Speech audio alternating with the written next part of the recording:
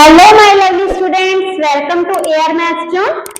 तो आज उन बच्चों के लिए बहुत अच्छी खुशखबरी है कि जिन बच्चों ने 10th के बाद +1 में मैथ लिया है उनके लिए हम मैथ्स +1 और +2 का मैथ्स लेकर आ चुके हैं। एनसीईआरटी सॉल्यूशंस हम करेंगे।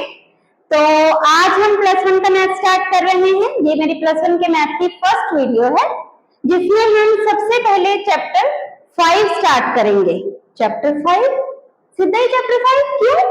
देखिए, ये हमारे +1 मैथ का सबसे इजी चैप्टर है। हमें भागना नहीं है।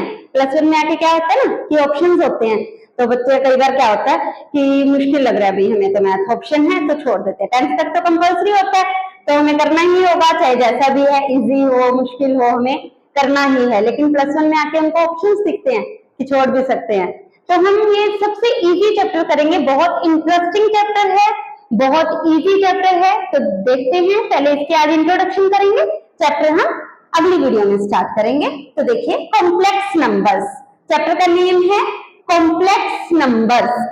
आपने 10th में क्वाड्रेटिक इक्वेशन की थी, ax² + bx + c = 0। इस क्वाड्रेटिक इक्वेशन के हम सॉल्यूशंस निकालते थे, तो उसमें एक सॉल्यूशन निकालने का मेथड था डिस्क्रिमिनेंट रूल, जिसमें आप d निकालते थे। अगर आपको याद हो, d निकालते थे। d क्या होता था? b² - 4ac, है ना। इसके बाद में आपने इसके ऊपर कुछ एक कंडीशंस की थी। क्या कंडीशंस की थी? कि अगर हमारा d पॉजिटिव है, d 0 है और d नेगेटिव है, ये 3 कंडीशंस की थी। इसमें आपने क्या दिया था कि the roots are real and distinct. ये हमारा 10th का ही चल रहा है, आप लोगों ने किया हुआ है ये। The roots are real and distinct मतलब कि हमारे जो 2 रूट्स आएंगे, ऑब्वियसली इसकी जो डिग्री है वो 2 है, तो उसके 2 रूट्स आएंगे, तो वो दोनों रूट्स रियल होंगे और डिस्टिंक्ट मतलब डिफरेंट डिफरेंट होंगे। d = 0 में हमने कहा था the roots are real and equal,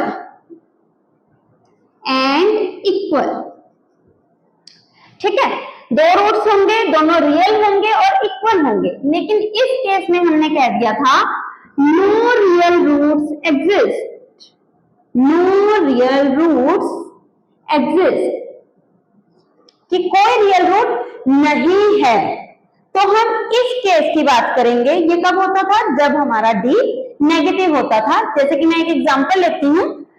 हम एक क्वाड्रेटिक इक्वेशन लेते हैं, x² + 4x + 5 = 0। ये हमारी क्वाड्रेटिक इक्वेशन है। आप d निकालते थे। इसमें कैसे निकालते थे? इसको अगर मैं इस इक्वेशन के साथ कंपेयर करूं तो हमारा a है 1, b है 4 और c है 5, ठीक है। तो यहां से अगर मैं d निकालूं, d का फॉर्मूला क्या बताया? b² - 4ac, तो 4 का square -4, a is 1 and c is 5, तो यह 16 - 20, दैट मीन्स -4। अब ये d हमारा क्या आ गया? नेगेटिव। 10th क्लास में तो हम यहीं पे कह देते थे कि नो रियल रूट्स एग्जिस्ट और हमारा काम खत्म हो जाता था। लेकिन अब क्या है, जब हम उसमें ये फॉर्मूला लगाते थे x = -b ± √d/2a, है ना, ये फॉर्मूला लगाते थे। तो इसमें जब हम d की वैल्यू पुट करते थे तो d हमारा पॉजिटिव होता था, तो हम रूट निकल के, अगर किसी का परफेक्ट स्क्वायर आता था तो किसी का रूट निकल जाता था, हम उस रूट की वैल्यू पुट कर देते तो निकल जाता था।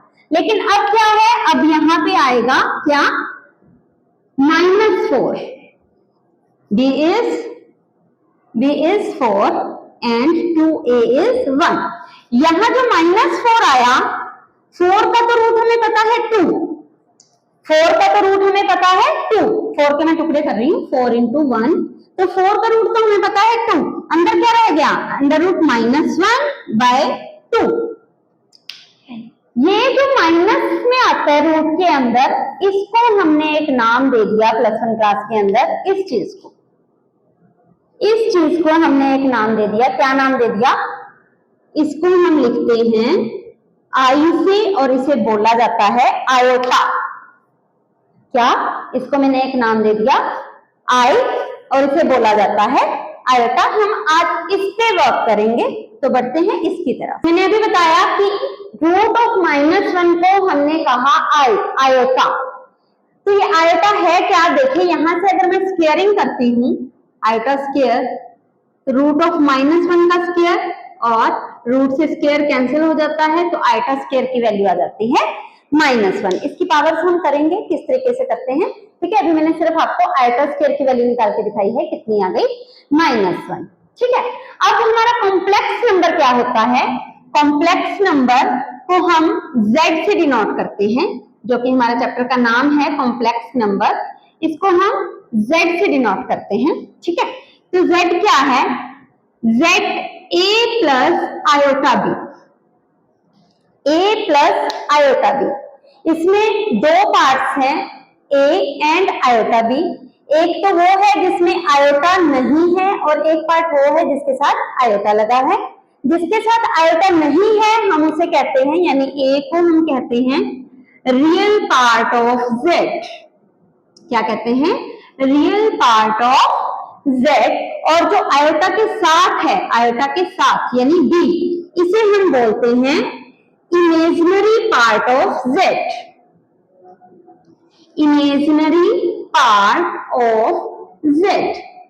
यानी अगर मैं आपको कोई कॉम्प्लेक्स नंबर दे दूं 2 + 3 आयोटा, 2 + 3 आयोटा, और मैं पूछूं इसमें से रियल पार्ट ऑफ z क्या है, रियल पार्ट जिसके साथ आयोटा नहीं लगा हुआ, तो हमारा रियल पार्ट क्या हो जाएगा, 2 हो जाएगा। और मैं पूछूं इमेजिनरी पार्ट ऑफ z क्या है, तो वो आयोटा के साथ वाला, आयोटा का नहीं लेना, आयोटा के साथ वाला विद साइन। ये तो प्लस ही है, अगर माइनस होता तो हम माइनस लेते, तो आयोटा के साथ क्या है 3।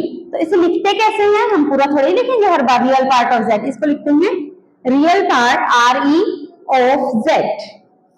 तो रियल पार्ट ऑफ z क्या है 2 और imaginary part IM, imaginary part of z is equal to 3। इसको इस तरीके से लिखते हैं, क्लियर। अब हम थोड़ा सा इन कॉम्प्लेक्स नंबर्स की तरफ बढ़ेंगे। अगर हम इनके अलजेब्रा की बात करें, अलजेब्रा मींस कि इनके ऊपर ऑपरेशंस कैसे लगते हैं, इनका एडिशन कैसे होता है, इनकी सब्ट्रैक्शन कैसे होती है, क्या है ये, ठीक है। तो पहले बात करते हैं एडिशन की, addition of complex numbers, addition of complex numbers की हम बात करते हैं। तो मान लो हमारे पास दो कॉम्प्लेक्स नंबर्स हैं Z1 और Z2, ठीक है, Z1 और Z2 कुछ भी ले लो। मान लो मैं इनकी स्टैंडर्ड फॉर्म की बात करती हूँ, तो Z1 है A1 + आयोटा B1 और Z2 है A2 + आयोटा B2। अगर मुझे इन दोनों का एडिशन करना है, यानी कि Z1 + Z2 निकालना है मुझे, तो क्या करेंगे हम, इसके रियल पार्ट में रियल पार्ट प्लस कर देंगे। रियल पार्ट क्या है, इधर Z1 का A1 और इधर क्या है A2, तो रियल पार्ट में रियल पार्ट ऐड कर देंगे प्लस आयोटा, आयोटा इसके इमेजिनरी पार्ट में इमेजिनरी पार्ट ऐड कर देंगे। या आप सिंपली क्या सकते हो कि जब हमने ऐड किया तो ये तो इसमें प्लस हो गया, इसके साथ कुछ नहीं था, इनमें से आयोटा कॉमन आया और यहाँ बचा B1, यहाँ बचा B2, क्लियर। अब इसके रूल्स क्या हैं, मतलब इसके लॉज क्या हैं एडिशन के। फर्स्ट लॉ है क्लोजर प्रॉपर्टी या क्लोजर लॉ भी कह सकते हैं हम। Now what's that mean closure law, कि जब हम सॉरी दो कॉम्प्लेक्स नंबर्स को ऐड करते हैं, प्लस किया हमने, तो क्या एडिशन के बाद जो आंसर आया क्या वो भी कॉम्प्लेक्स नंबर ही है, तो ऑब्वियसली अगर हम दो कॉम्प्लेक्स नंबर्स को ऐड करेंगे तो कॉम्प्लेक्स नंबर ही आएगा। तो ये क्या होता है कि अगर हम addition of two complex numbers is a complex number, कि अगर मैं दो कॉम्प्लेक्स नंबर्स को ऐड करती हूं तो ऐड करने पर भी मेरा आंसर कॉम्प्लेक्स नंबर ही आता है, ठीक है। सेकंड, कॉम्यूटेटिव लॉ सबने सुना हुआ है, सुना हुआ है ना कॉम्यूटेटिव लॉ। एडिशन में, मल्टीप्लिकेशन में हम सब जगह अप्लाई करते हैं। क्या कि अगर मैं Z1 और Z2 को ऐड करती हूँ या Z2 और Z1 को ऐड करती हूँ। मतलब मैंने सिर्फ ऑर्डर चेंज किया है, पहले मैंने Z1 में Z2 ऐड करके देखा या मैंने Z2 में Z1 ऐड करके देखा, तो दोनों इक्वल आते हैं, that is called commutative law. Third है एसोसिएटिव लॉ। ये भी सबने सुना हुआ है। क्या होता है एसोसिएटिव लॉ? कि अगर हमारे पास तीन कॉम्प्लेक्स नंबर्स हैं, पहले मैं Z1 और Z2 को ऐड करके फिर उसमें Z3 ऐड करती हूँ, या पहले मैं Z2 और Z3 को ऐड करके फिर उसमें Z1 ऐड करती हूँ।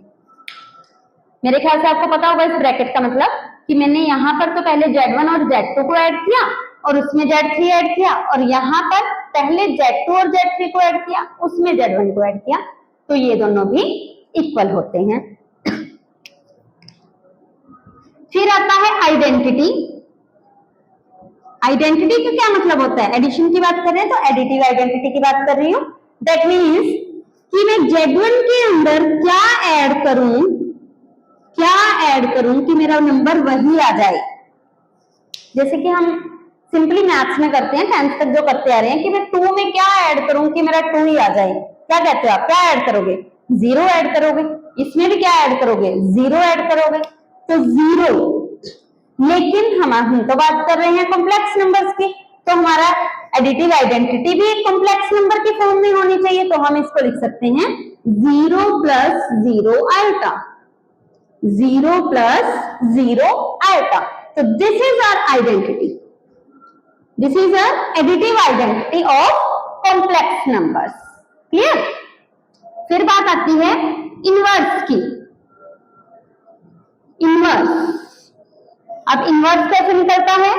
इसमें होता है कि मैं किसी Z1 में, किसी भी कॉम्प्लेक्स नंबर में क्या ऐड करूं कि मेरा आंसर इसकी आइडेंटिटी यानी 0 आ जाए। इनवर्स का मतलब होता है कि मैं किसी भी नंबर में, अब हम कॉम्प्लेक्स नंबर्स की बात कर रहे हैं तो मैं कॉम्प्लेक्स नंबर बोलूंगी, किसी भी कॉम्प्लेक्स नंबर में क्या ऐड करें कि मेरे पास आइडेंटिटी आ जाए। आइडेंटिटी क्या थी हमारी? 0। बताइए, हम 2 में क्या ऐड करते हैं कि 0 आ जाता है? इंटीजर्स में किया हुआ है आपने, क्या ऐड करते हैं 2 में? -2। तो Z1 में हम क्या ऐड करें कि हमारा 0 आ जाए? तो हम कहेंगे क्या? -Z1, -Z1।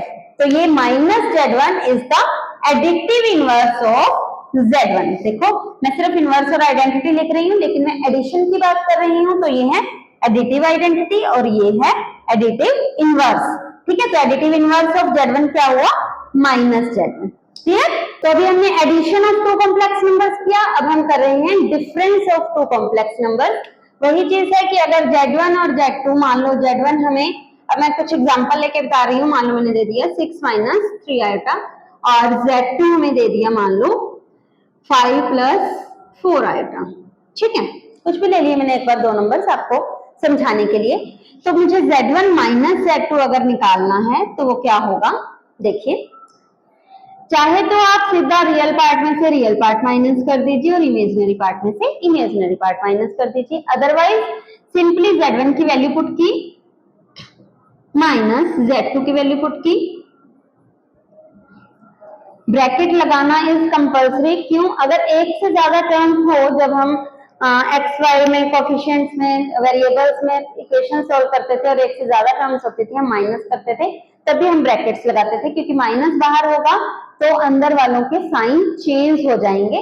तो अगर आप सीधा माइनस लगाते हो तो आप सिर्फ 5 को माइनस करेंगे, इसको प्लस ही जाने देंगे। लेकिन क्या होता है असल में, जब माइनस होता है तो निशान चेंज होते हैं, तो ये भी माइनस का हो जाएगा। तो इसे ओपन करते हैं हम, 6 - 3 आयोटा -5 -4 आयोटा। हाँ जी, 6 - 5 is 1, -3 iota -4 iota is -7 iota. तो इस तरीके से हम सब्ट्रैक्शन करते हैं। क्लियर? अब इसके लॉस नहीं करते हैं, क्योंकि ना तो ये कॉम्यूटेटिव होता है, क्या कभी होता है कि Z1 - Z2 = Z2 - Z1? नहीं होता ना, साइन चेंज आ जाएगा। क्या कभी 2 - 3 और 3 - 2 इक्वल होता है? ये तो आया -1 और ये आया 1, नहीं होता जी इक्वल, तो ये भी इक्वल नहीं होता। इसी तरह से ना ये एसोसिएटिव लॉ को फॉलो करता है, तो हम इसके लॉज नहीं करते, हम सिर्फ एडिशन और मल्टीप्लिकेशन के लॉज करते हैं। तो बात करते हैं मल्टीप्लिकेशन की, मल्टीप्लिकेशन ऑफ 2 कॉम्प्लेक्स नंबर्स। मैं यही 2 कॉम्प्लेक्स नंबर्स ले रही हूँ, ठीक है, आपको समझाने के लिए, और इनकी मल्टीप्लाई करके दिखा रही हूँ। देखिए Z1 इंटू Z2, Z1 क्या है हमारे पास 6 - 3 आएगा, वैल्यू पुट की, इंटू 5 + 4 आएगा। जैसे हम इक्वेशंस में पॉलिनोमियल्स में मल्टीप्लाई करते हैं, वैसे ही हम इसमें मल्टीप्लाई करेंगे। कैसे? पहले मैं इसको इससे मल्टीप्लाई करूंगी 30, फिर इसको इससे प्लस 24 आएगा, फिर इसको इससे -15 आएगा, और फिर इसको इससे, तो -12 आएगा स्क्वायर। क्लियर? अब देखिए 30, इन दोनों को अगर मैं सॉल्व करूं, ये भी आएगा है, ये भी आएगा है, तो 24 आएगा -15 आएगा इज 9 आएगा, और आएगा स्क्वायर की वैल्यू कितनी होती है? मैंने अभी बताया था आपको, आएगा स्क्वायर की वैल्यू होती है -1। आएगा स्क्वायर की वैल्यू पुट कर दी, अब ये माइनस माइनस प्लस, तो कितना बन गया 30 + 9 आएगा +12। अब ये भी रियल है, ये भी रियल है, इसके साथ भी आएगा नहीं है, इसके साथ भी आएगा नहीं है, तो इन दोनों को ऐड करेंगे, 30 + 12 इज 42 + 9 आएगा। क्लियर? अब इसके लॉस करते हैं। इसके लॉस में फर्स्ट लॉ है क्लोजर लॉ, वही कभी भी 2 कॉम्प्लेक्स नंबर्स की मल्टीप्लाई करते हैं तो आंसर भी कॉम्प्लेक्स नंबर आता है, मतलब ये क्लोजर लॉ को सेटिस्फाई करता है। ठीक है, मैं पूरा पूरा नहीं लिख रही हूं। नंबर 2 इज क्या था? Commutative law. कॉम्यूटेटिव लॉ में क्या था कि अगर मैं Z1 को Z2 से मल्टीप्लाई करती हूँ या Z2 को Z1 से मल्टीप्लाई करती हूँ तो इक्वल आता है। थर्ड वन क्या था? Associative law. एसोसिएटिव लॉ में क्या कहा था कि 3 कॉम्प्लेक्स नंबर्स हैं हमारे पास, Z1, Z2 और Z3, Z1, Z2 और Z3। अगर मैं Z2 और Z3 को पहले मल्टीप्लाई करती हूँ फिर उसको Z1 से करती हूँ, या Z1 और Z2 को पहले करती हूँ फिर उसको Z3 से करती हूँ, तो वो दोनों इक्वल आएंगे। Number 4 is identity. अब क्योंकि हमारा ऑपरेशन कौन सा चल रहा है? मल्टीप्लिकेशन, तो हम कौन से आइडेंटिटी की बात कर रहे हैं? मल्टीप्लिकेटिव आइडेंटिटी की। दैट मीन्स मैं किसी कॉम्प्लेक्स नंबर को यानी Z1 को किससे मल्टीप्लाई करूं। पहले मैंने क्या कहा था एडिटिव के लिए कि मैं किसी नंबर में क्या ऐड करूं। अब क्योंकि हमारा ऑपरेशन मल्टीप्लाई है तो मैं इस Z1 में किससे मल्टीप्लाई करूं कि मेरा Z1 ही आ जाए। नंबर्स में भी हम यही कहते हैं, 2 को किससे मल्टीप्लाई करते हैं कि 2 ही आ जाता है, 1 से, तो इसमें भी क्या होगा 1। लेकिन फिर से वही बात कि इसको मुझे कॉम्प्लेक्स नंबर में लिखना है तो मैं इसको लिख सकती हूँ 1 + 0 आएगा। किसी भी रियल नंबर को अगर कॉम्प्लेक्स बनाना है, कोई भी रियल नंबर 2 है, 3 है, 5 है, 5/2 है, ठीक है, तो उसको कॉम्प्लेक्स कैसे बनाएंगे? उसके साथ हम प्लस लगा देंगे, 0 आएगा। ठीक है, तो ये हो गई इसकी मल्टीप्लिकेटिव आइडेंटिटी। इसी तरह से अगर मैं इनवर्स की बात करूं, मल्टीप्लिकेटिव इनवर्स की, तो Z1 को मैं किससे मल्टीप्लाई करूं कि मेरा आंसर इसकी मल्टीप्लिकेटिव आइडेंटिटी आ जाए। जैसे 2 को हम किससे मल्टीप्लाई करते हैं कि 1 आ जाता है, 1/2 से, तो इसमें भी क्या होगा 1/Z1। लेकिन कॉम्प्लेक्स नंबर्स में हम लगभग जो हमारा आंसर होता है उसे नीचे आइटा नहीं छोड़ते हैं, तो इसको कैसे सॉल्व करते हैं, मतलब 1/Z1 को हम कैसे सॉल्व करेंगे वो मैं आपको अभी बताती हूँ। हाँ जी, तो हम मल्टीप्लिकेटिव इनवर्स की बात कर रहे थे, तो किस तरीके से निकालते हैं देखिए। मान लो मैंने Z लिया, 6 + 5 आएगा, कुछ भी ले लो आप, ठीक है। अब इसका मल्टीप्लिकेटिव इनवर्स क्या होता है, मैंने 1/Z ना, तो ये आ जाएगा 1/6 + 5 आएगा। लेकिन हम आयोटा वाली टर्म को कभी भी नीचे नहीं छोड़ते हैं, डिनोमिनेटर में नहीं छोड़ते हैं। तो हम इसको कैसे सॉल्व करते हैं, देखिए हम इसको रैशनलाइज कर देते हैं। रैशनलाइजेशन में हम क्या करते हैं, जिसके साथ भी आयोटा है उसका साइन चेंज कर देते हैं, उसी से मल्टीप्लाई उसी से डिवाइड। जैसे आप रूट में करते थे, 10th तक आप रूट में करते थे रैशनलाइज, है ना। अब हम आयोटा वाली टर्म्स को रैशनलाइज कर रहे हैं, तो क्या करना होता है, आयोटा वाली टर्म का हमने साइन चेंज किया, उसी से मल्टीप्लाई उसी से डिवाइड। ठीक है जी। तो इसमें क्या बन जाएगा, 6 माइनस 5 आयोटा, 1 से मल्टीप्लाई किया वही आ गया। ये बना a plus b into a minus b, that means a square minus b square. तो इस कैसे करेंगे, 6 माइनस 5 आयोटा, 6 का square is 36 minus 5 square is 25, iota square is iota square.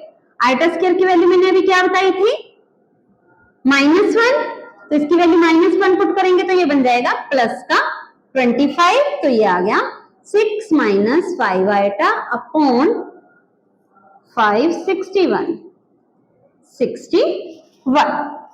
तो इसका एडिटिव इनवर्स क्या होगा, ये होगा। क्लियर। तो अगर मैं आपको सीधा बताना चाहूं इस तरीके से करके क्या आया हमारे पास, अगर मैं आपको बताना चाहूं कि अगर मेरे पास z in the standard form है a प्लस आयोटा b, तो इसका इनवर्स क्या होगा, 1/z क्या होगा, वो होगा a minus iota b upon under the root a square plus b square. देखो अगर मैं इसको छोड़ू यहां तक देखूं तो क्या आया मेरे पास, जो भी हमारा कॉम्प्लेक्स नंबर था उसका साइन चेंज किया ऊपर, और डिवाइड में जो इसका रियल पार्ट था उसका स्क्वायर प्लस जो इसका इमेजिनरी पार्ट था उसका स्क्वायर। तो मैंने इसको स्टैंडर्ड फॉर्म में लिखा क्या, कि z हमारे पास ये था, तो इसका इनवर्स क्या होगा, 1/z क्या होगा, हमने इसका साइन चेंज किया, दिस वन, वो न्यूमरेटर में और डिनोमिनेटर में रियल पार्ट का स्क्वायर प्लस इमेजिनरी पार्ट का स्क्वायर। अगर आप सीधा ये अप्लाई करना चाहते हैं तो ये कर सकते हैं, अदरवाइज आप सोल्व भी कर सकते हैं। मैं इस तरीके से करती हूँ, मैं रट्टे में ज्यादा वो नहीं करती हूँ, तो हम ज्यादा सॉल्यूशन पे ही जाएंगे कि किस तरीके से निकालते हैं, वे आना चाहिए हमें, तो हम सब कुछ कर सकते हैं। ठीक है। तो एक और लॉ होता है जिसमें एडिशन और मल्टीप्लिकेशन दोनों आते हैं, दैट इज डिस्ट्रीब्यूटिव लॉ। ये भी आपने सुना हुआ है ना। ये क्या होता है कि z1 into z2 plus z3 दोनों ऑपरेशन आ गए, मल्टीप्लीकेशन भी और एडिशन भी। तो ये क्या होता है, जैसे हम नंबर्स में मल्टीप्लाई करते हैं या हम पॉलिनोमियल्स में मल्टीप्लाई करते हैं, z1 into z2 plus z1 into z3। ठीक है। या मैं कहूं कि अगर z1 प्लस z2 को मैं मल्टीप्लाई कर रही हूं z3 से, z1 प्लस z2 को मैं z3 से मल्टीप्लाई कर रही हूं, तो वो क्या होगा, z1 into z3 plus z2 into z3। Simply जैसे हम नंबर्स में करते हैं, इसको इससे मल्टीप्लाई किया प्लस इसको इससे मल्टीप्लाई किया, this is the distributive law. हाँ जी। तो अब हमारा चौथा ऑपरेशन है division of two complex numbers. दो कॉम्प्लेक्स नंबर्स को डिवाइड कैसे करते हैं, देखिए जैसे कि z1 है, मान लो हमारे पास कुछ भी ले लो 5 माइनस 3 आयोटा, और z2 है हमारे पास 2 प्लस 3 आयोटा। ठीक है। इनको डिवाइड करना है z1 बाय z2, क्या आया, 5 minus 3 iota upon 2 plus 3 iota.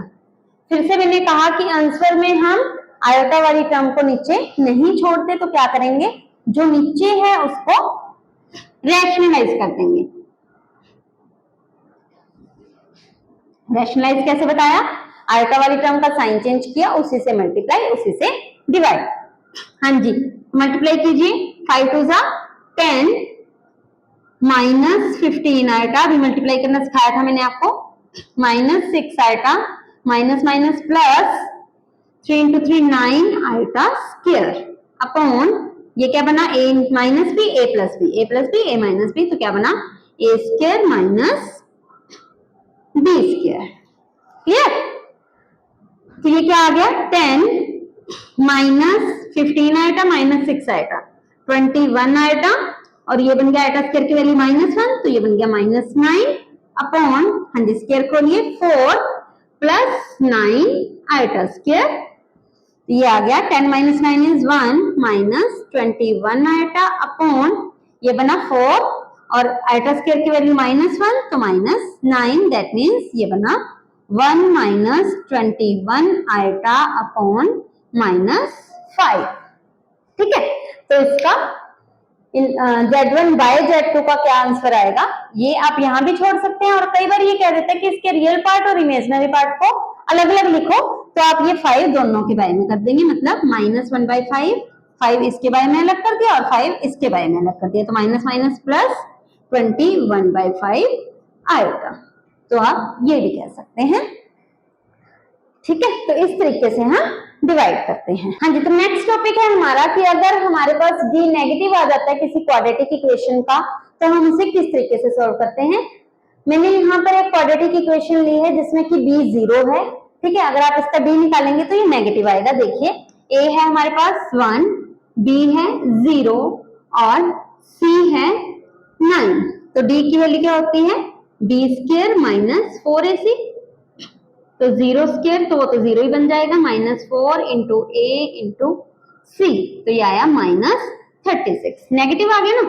तो इसको कैसे सॉल्व करते हैं, देखिए हमारे पास क्या इक्वेशन है, x² + 9 = 0, जिसमें x का कोफिशिएंट नहीं होता, मतलब b हमारा 0 होता है, उसको तो हम क्या करते हैं, सिर्फ कांस्टेंट टर्म को उधर ले जाते हैं। x आ जाता है, जब भी स्क्वायरिंग से हम रूट करते हैं तो एक साइन आता है प्लस माइनस, आपको पता है, आपने 10th में किया है, स्क्वायर रूट ऑफ -9। अब हमें स्क्वायर रूट ऑफ 9 तो पता है कितना होता है, 3, तो अंदर क्या रह जाएगा, जैसे मैंने अभी आपको सम करके दिखाया था वीडियो की स्टार्टिंग में, तो उसमें 4 था, तो 4 का रूट हमने 3 लिख दिया था, अंदर रहेगा था -1, और -1 के रूट को हम क्या नाम देते हैं, आयोटा। तो हमारे पास x की 2 वैल्यूज आ गई, हमारे पास इस इक्वेशन के 2 रूट्स निकल गए, कौन कौन से, एक तो प्लस का 3 आएगा और एक माइनस का 3 आएगा। ठीक है, 2 रूट्स से होने थे, क्वाड्रेटिक इक्वेशन है, हाईएस्ट पावर 2 है, दैट मींस इसके 2 रूट्स होंगे, तो दोनों रूट्स हमने निकाल दिए। आज के लिए इतना ही बहुत है। आज हमने सिर्फ और सिर्फ कॉम्प्लेक्स नंबर्स की इंट्रोडक्शन की है, कॉम्प्लेक्स नंबर्स क्या होते हैं, किस चीज से उसे डिनोट किया जाता है, फिर उनके थोड़े से अलजेब्रा किया है, मतलब उनके ऊपर हमने ऑपरेशंस लगा के देखे, नथिंग एल्स। तो कल से हम 5.1 स्टार्ट करेंगे हमारी नेक्स्ट वीडियो से। तो आपको अच्छा लगे तो प्लीज लाइक एंड सब्सक्राइब।